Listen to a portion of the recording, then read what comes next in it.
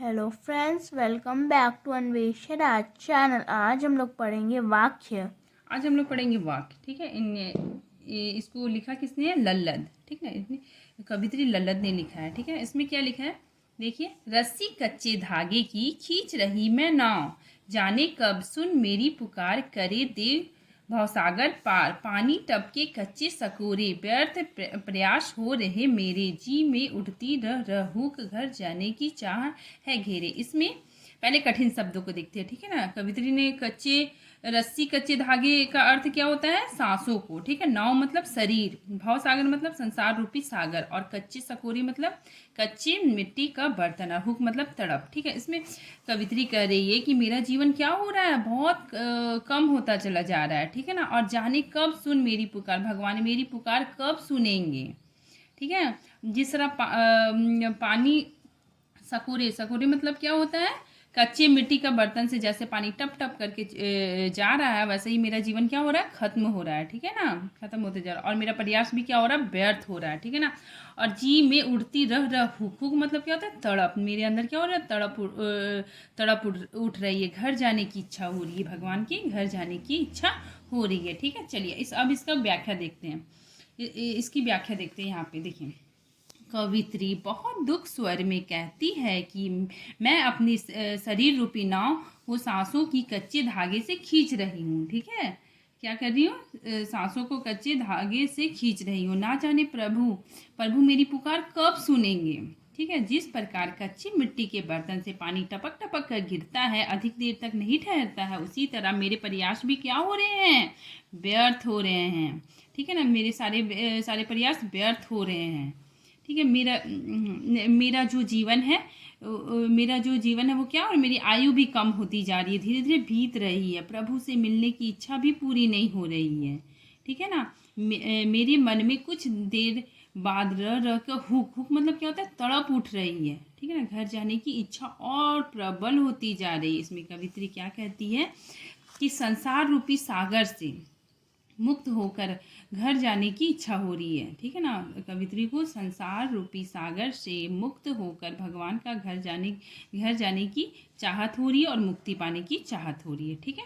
Next हम लोग देखते हैं, खाकर कुछ पाएगा नहीं, ना खाकर बनेगा अहंकारी, सम खा तभी होगा समभावी, खुलेगी साकल बंद द्वार की। ठीक है। देखिए, इसमें मतलब सबसे पहले इसका कठिन शब्दों को देखते हैं। अहंकारी, अहंकारी मतलब क्या होता है? घमंडी। समभावी मतलब समानता की भावना। साकल मतलब मन रूपी दरवाजा। ठीक है ना। साकल मतलब ताला। ठीक है। ताला जब खुलता है। ठीक है। देखिए, इसमें कवित्री बोल रही है कि खा खा कर कुछ पाएगा नहीं। ठीक है ना। सांसारिक वस्तुओं, भौतिक वस्तुओं को हमको पाके कुछ नहीं मिलेगा। ठीक है। और ना खाकर, अगर हम नहीं खाएंगे तो भी वो हम क्या बन जाएंगे? अहंकारी बन जाएंगे। ठीक है। सम खा मतलब दोनों में सम खाओ। ठीक है ना। और क्या बनोगे? समभावी बन जाओगे। ठीक है। और खुलेगी, मन रूपी दरवाजा क्या हो जाएगा? खुल जाएगा। ठीक है। चलिए इसका भावार्थ देखते हैं। यहाँ देखिए, अगर हम सांसारिक विषय वस्तुओं वासनाओं में डूबे रहेंगे तो मोक्ष की प्राप्ति नहीं होगी, तथा इसके विपरीत त्याग और तपस्या में लीन रहेंगे। ठीक है ना। तो इससे भी हमें कोई लाभ नहीं होगा। भोग का पूरी तरह से त्याग करने पर हम क्या बन जाएंगे? अहंकारी बन जाएंगे, जिसकी वजह से मुक्ति या ज्ञान की प्राप्ति नहीं होगी। इसीलिए कवित्री हमें बीच का रास्ता अपनाने को कहती है, जिससे हमारे अंदर भोग विलास ना हो और ना ही अहंकार हमारे अंदर पनप पाए। ठीक है। कवित्री ने संतुलन पर जोर दिया है। किसमें जो जोर दिया? संतुलन पर जोर डालते हुए कहा है कि ना तो व्यक्ति को ज़्यादा भोग करना चाहिए, ना ही ज़्यादा त्याग करना चाहिए। दोनों को बराबर मात्रा में रखना चाहिए। दोनों को क्या करना चाहिए? बराबर मात्रा में रखना चाहिए, जिससे संभाव मतलब समानता की भावना उत्पन्न हो।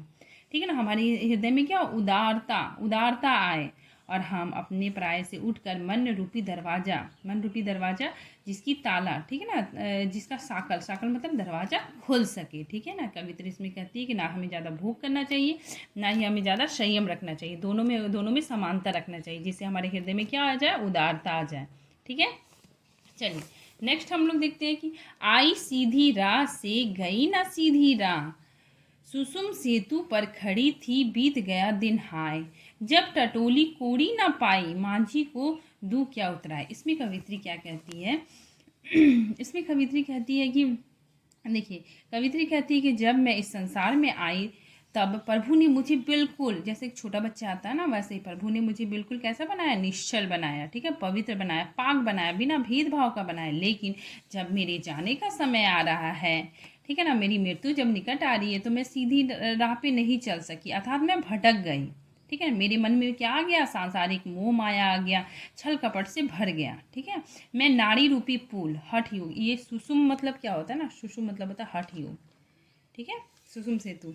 इसीलिए मैंने लिखा है कि मैं नाड़ी रूपी पुल सुषुम पर खड़ी हूँ, ठीक है। ये मतलब हठ योग का 3 नाड़ियों की चर्चा यहाँ पे होता है। कौन कौन होता है हठ योग, मतलब इसकी 3 चर्चा होती है। एक होता है इंगला, पिंगला, एक होता है सुषुम, ठीक है ना, सुषुम। ये 3 नाड़ियों की चर्चा होती है, ठीक है, और यही प्रधान है, ठीक है। तो इसमें कवित्री कहती है कि मेरा पूरा जीवन ऐसी तपस्या और भक्ति करती रह गई जिसका कोई लाभ नहीं हुआ, जिसका कोई लाभ नहीं हुआ, ठीक है ना। कब जीवन रूपी दिन कब बीत गया मुझे मालूम ही नहीं चला, ठीक है ना। और जब मेरा अंत समय आया तो जेब टटोली से, कवित्री ने क्या बोला कि जेब टटोली, ठीक है ना, जब जेब टटोली, अंदर आत्मा में झांका तो वहाँ सत्कर्म रूपी एक भी पैसा नहीं था। मतलब कवित्री बोल रही है कि जब मेरा जन्म हुआ तो बहुत मैं निश्चल थी, पाक थी, लेकिन अब जब जाने का वक्त हो रहा है तो मैंने कोई भी सत्कर्म नहीं किए, कोई भी अच्छा कर्म नहीं किए, ठीक है ना। पूरा जीवन व्यर्थ गवा दिया, कोई भी अच्छा कर्म नहीं किए, ठीक है ना। अब कवित्री को चिंता सता रही है कि मेरा अंत समय तो निकट आ गया, अभी प्रभु